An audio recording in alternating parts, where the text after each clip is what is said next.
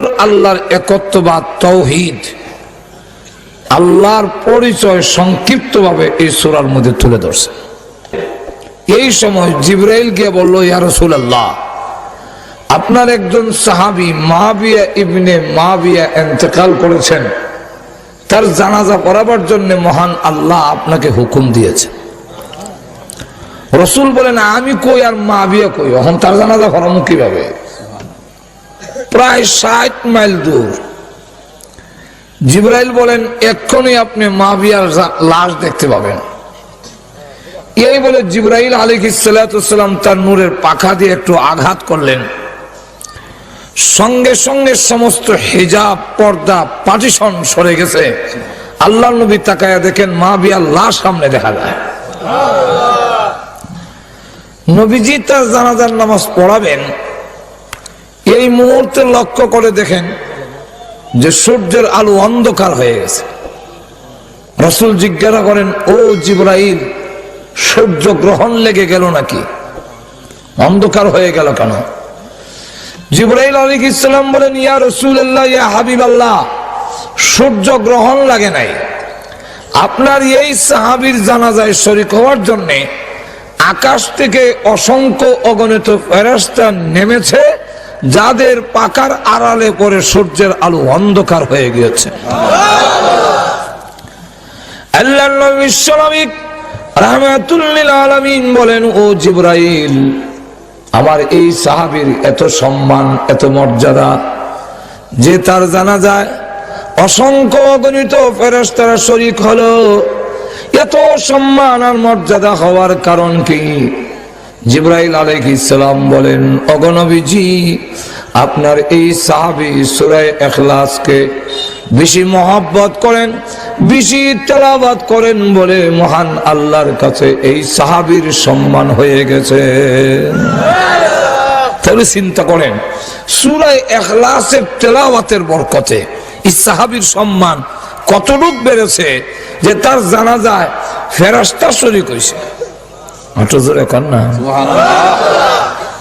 আমাদের কোন লোকের জানাজায় যদি মন্ত্রী, এমপি, মিনিস্টার শরীক হয়, তখন যায় সময় একজন আরেকজনের মাথে, আমরা চিন্তাম পারছি না, বা বেটার দাম আফিল, দেখো কত মন্ত্রী আর এমপি হয়েছে। এমপি মন্ত্রী শরীক হইলে আমরা মনে করি তার সম্মান, আর আল্লাহর রহমতের ফেরেশতা যার জানাজায় শরীক হয়েছে, তার সম্মান আর মর্যাদা কত বেশি। আল্লাহর নবী, বিশ্ব নবী রাহমাতুল লিল আলামিন, উনি বসে আছেন, ওনার কাছে জিবরাইল আলাইহিস সালাম বসা। এমন সময় একজন সাহাবী আসতেছেন, যার নাম হলো আবু যর গিফারি রাদিয়াল্লাহু আনহু। জিবরাইল বলেন, ইয়া রাসূলুল্লাহ, আপনার সাহাবী আবু যর গিফারি এসেছেন। রাসূল বলেন, ও জিবরাইল, আপনি কি আবু যর গিফারিকে চিনেন? জিবরাইল আলাইহিস সালাম বলেন, ওগো নবীজি, শুধু আমি নই, আসমানের যত ফেরেশতা আছে সকল ফেরেশতা আপনার এই সাহাবীকে চিনেন এবং সম্মান করেন। আল্লাহর নবী সাল্লাল্লাহু রাহমাতুল লিল আলামিন বলেন, জিবরাইল, আমার এই সাহাবীর এত সম্মান, এত মর্যাদা যে ফেরেশতারা সকলেই তাকে চিনে। আমাদের বাদগাঁওই দেখা যায় একজন আরেকজনকে চিনে না। যেরকম ঠিক নেই, বাদগাঁওয়ে অনেক লোক আছে, এবারের বাড়ি যে বাদগাঁও হইলে আপনি চিনবেন না। যেরকম ঠিক না। আর হযরত আবু যর গিফারির কত সম্মান যে আসমানের সমস্ত ফেরেশতারা পর্যন্ত উনাকে চিনেন এবং উনাকে সম্মান করেন, ইজ্জত করেন। রাসূল বলেন, এত ইজ্জত সম্মান পিছনে কারণটা কি? তার কোন আমলের কারণে এত সম্মান? জিবরাইল আলাইহিস সালাম বলেন, ওগো নবীজি, আপনার এই সাহাবীর দুইটা কোয়ালিটি। এর মধ্যে একটা হলো তার ভিতরে কোনো অহংকার নাই, আত্মগরিমা নাই। দুই নম্বরটা হলো তিনি সূরা ইখলাস, কুল হুয়াল্লাহ সূরা বেশি বেশি পড়েন এবং এই সূরাকে মহব্বত করেন। এই কারণে আল্লাহর কাছে তার এত সম্মান, ফেরেশতার কাছে এত সম্মান। শুধু সূরা ইখলাস, শুধু তা না, আল্লাহর নবী বলেন, সূরা ইখলাস যদি কেউ 3 বার তেলাওয়াত করিলা তাহলে তার আমলনামায় 30 পারা কোরআন খতম করলে যে সওয়াব হইতো সেই পরিমাণ সওয়াব তার আমলনামায় দিলা। সূরা ইখলাসের ফজিলত এইভাবে বলতে গেলে আজকের সময় শেষ হবে, কিন্তু ছোট্ট একটি সূরা তার ফজিলতের সীমা নাই। কেন? এই সূরার মধ্যে মহান আল্লাহর পরিচয় তুলে ধরেছেন। আল্লাহ একত্ববাদ, আল্লাহ যে এক, আল্লাহ যে অদ্বিতীয়, তার কোনো শরীক নাই, তার সমকক্ষ কেউ নাই। ঠিক না? তার সমকক্ষ আরো আছে? রাসূল কি আল্লাহ সমান? আমাদের সমাজে তো কিছু লোক নবীর আল্লাহ সমান নিয়ে বানাইতেছে, যেরকম ঠিক কিনা? আল্লাহর সমকক্ষ আর কেউ হতে পারে না। আল্লাহ যে সকলের ঊর্ধ্বে, সকলের খালেক, আল্লাহর পরিচয় এই সূরার মধ্যে তুলে ধরেছেন যে কোন নবী রাসূলও আল্লাহর সমান হতে পারে না। আমাদের মধ্যে যত গুণ আছে, যত কোয়ালিটি আছে, সবগুলো আল্লাহর দেওয়া। আর আল্লাহর যে গুণ আছে এটা কেউ দেওয়া নয়, আল্লাহর নিজস্ব। এখন ঠিক নেই? আচ্ছা যাক, এখন আসুন সূরাটার শানে নজুল বলি। কেন নাজিল করা হইল? শানে নজুলও অনেক লম্বা, তবে সংক্ষিপ্ত হইল। বিশ্বনবী রাহমাতুল লিল আলামিন যেই সময় আসছিলেন তখন মানব জাতি আল্লাহ ভুললা বিভিন্ন মাখলুকের পূজায় লিপ্ত হয়েছিল, গায়রুল্লাহর পূজায়। মানুষ আল্লাহ ছাড়া আর কারো পূজা, কারো ইবাদত, কারো উপাসনা করতে পারে না। কিন্তু মানুষ হইয়া বিভিন্ন বস্তুর পূজা, এর মধ্যে একটা হইল মূর্তি, মূর্তির পূজায় লিপ্ত হয়ে গিয়েছিল। তখন আল্লাহর রাসূল এই জাতির সামনে তুলে ধরলেন যে তোমরা বলো লা ইলাহা ইল্লাল্লাহ, আল্লাহ ছাড়া আর কোনো মাবুদ আর কোন মাবুদ নাই, উপাস্য নাই। কেন উপাস্য নাই তাও আল্লাহ উল্লেখ করে দিয়েছেন আরেক আয়াতের মধ্যে, যে আল্লাহ রাব্বুল আলামিন এমন এক সত্তা যার কাছে যে গুণগুলো আছে আল্লাহর কাছে, এই গুণ, এই ক্ষমতা কোনো মাখলুকের কাছে নাই।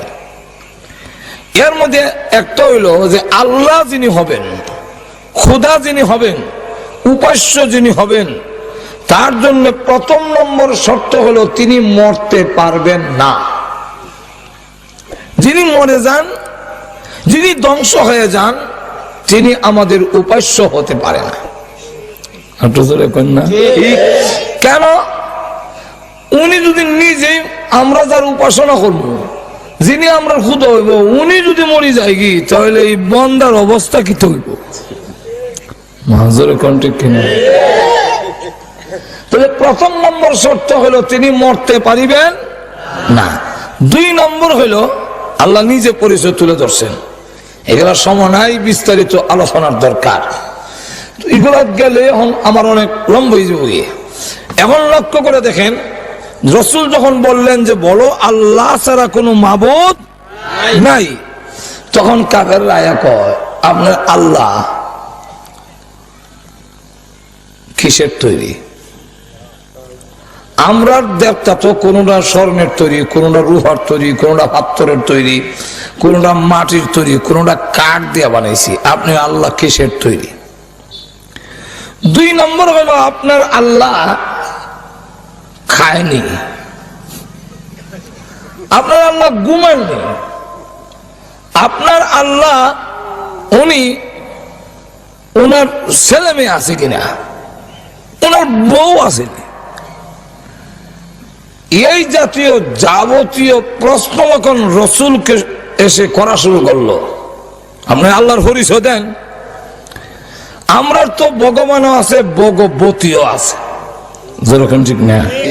ভগবানের বউ ভগবতী, ঈশ্বর আছে, ঈশ্বরীয় আছে, যেরকম ঠিক নেই? আমরার গড় আছে, গড়েজ আছে। সুতরাং আমাদের তো দুনো দিক আছে। আপনার আল্লাহ যে বলতেছেন ওনার আল্লাহ আসেনি। আল্লাহ রাব্বুল আলামিন তখন তাদের জবাব দেওয়ার জন্য সূরা ইখলাস নাযিল করলেন। এখন আমাদের আল্লাহ হলো বহুজন, এক একটা সেক্টরে এক একজন। একজনের নাম গঙ্গা দেবী, উনি গঙ্গায় বিপদে হলে সাহায্য করব। একজন হলো শিক্ষা দেবী, শিক্ষাও লেখাপড়ার লেগে গেলে ওনার কাছে যাইতো। আর একজন হইলো লক্ষ্মী দেবী, অলক্ষ্মীর থেকে ফিরাইবার লেগে লক্ষ্মী দেবী। এইভাবে এক একটা সেক্টরে এক একজন ফিট করিয়া শুধু কাবাগরের মধ্যে 360টা মূর্তি আছে, তারা 33 কোটি দেব দেবীর পূজারী। সকলে মিললেও তারা সমস্যার সমাধান করতে পারে না। কেমনে পারবো? এটা তো একটাও জিতা হই না, পারবো কেমনে? মূর্তিগুলোকে জিতা না মরা? আল্লাহ নিজে বলে আমওয়াতুন গায়রু আহিয়া,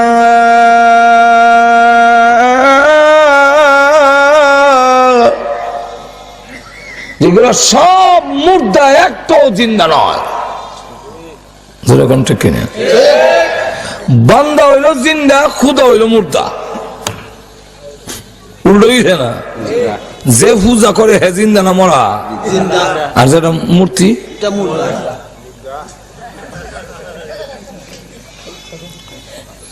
এমন দুর্বল, তার নিজের খাবারটা রক্ষা করতে পারে না, তাহলে তোমরা উপরে ঠাডা হলে ফিরাইব কেমনে?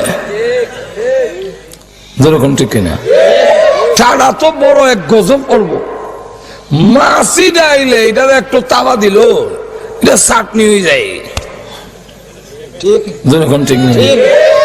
আর সেই জায়গায় আল্লাহর গজব যখন আসবে, এটাকে ফিরাবে কেমনে? তোমার তো ফিরাইব দূরের কথা, হ্যাঁ নিজেরটা পারে না। মাছিয়ে খাওয়ান লয়ে যায়, সিরা দই মই খই দেওয়া আছে সামনে, কলা ডিম, এটা মাছিয়ে নেয়, তাও চুরি করে নেয় না, আওয়াজ দিই নেয়। এমন না লুকাই নিছি খৈতারি না, আওয়াজ দেয় মন। ক্ষমতা থাকলে আটকাও, খাই আবার ফের পড়ে যখন যায় কি, তখন আবার আওয়াজ দিয়ে মাছি যায়, বলে যায়। খাইয়া ফের পুরি লেছি, তোমার খাওয়ান আমি খাই দিয়েছি, কিতা করছ? যেরকম ঠিক কিনা? এটা আমার কথা না, আল্লাহ নিজে বলছেন يسلبهم الذباب شيئا لا يستنقذوه منه ضعف الطالب والمطلوب।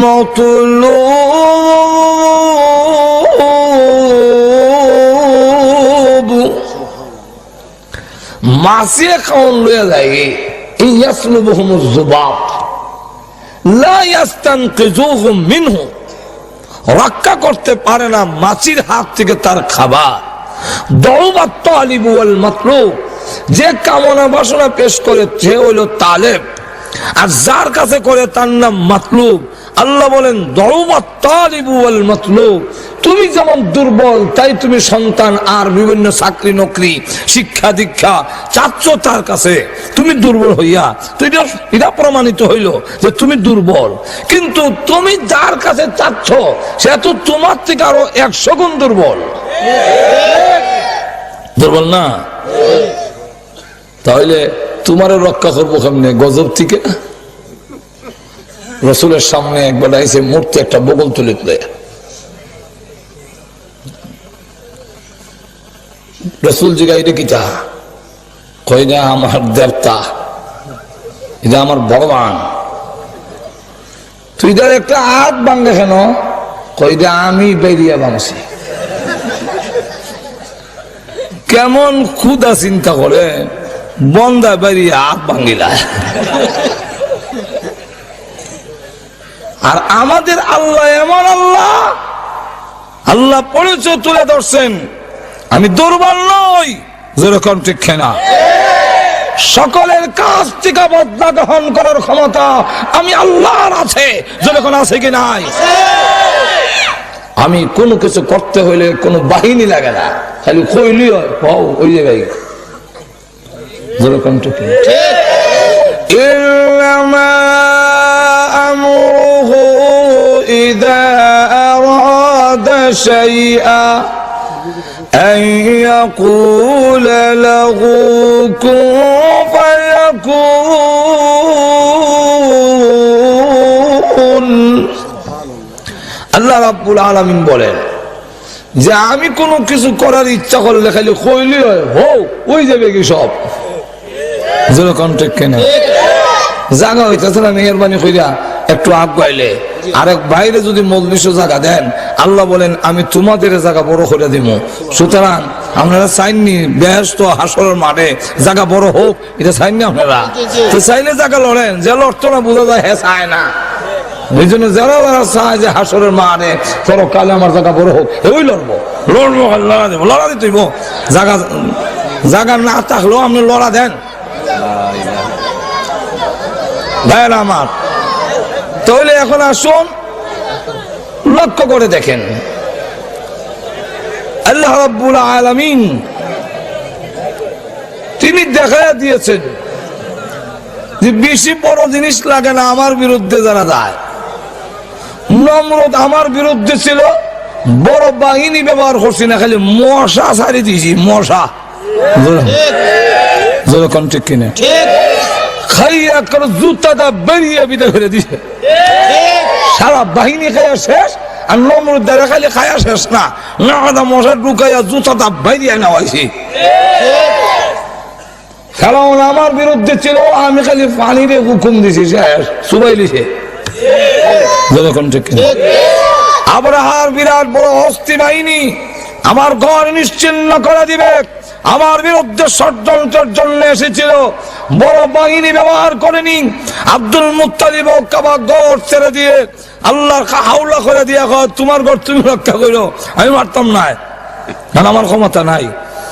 তার উটের জন্য আব্রাহার বাদশার কাছে যখন গেল, আব্রাহার বাহিনীর কাছে, যে আমার কিছু উট আপনার বাহিনী হেরা আটকাই দিয়েছে, আমার উটগুলো ফেরত দিলেন।